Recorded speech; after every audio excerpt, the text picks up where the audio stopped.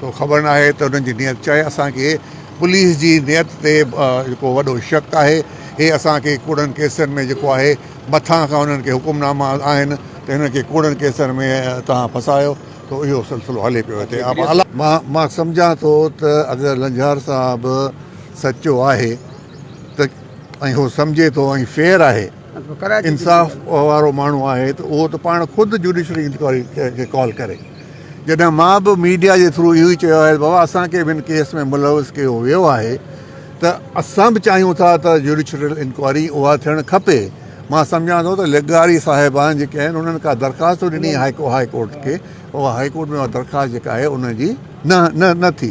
उन्हनि चयो त भाउ हिकिड़ी कमेटी ठही वई आहे, तंहिंजे करे उहा कमेटी जेका आहे, पर असांखे हुन कमेटी जे मथां जेको आहे एतिराज़ात आहिनि, छोकी जो पुलिस कूड़नि केसनि में असांजा नाला बि ॾिए थी ऐं पुलिस जेका आहे उहा वरी इन्वेस्टिगेशन करे थी।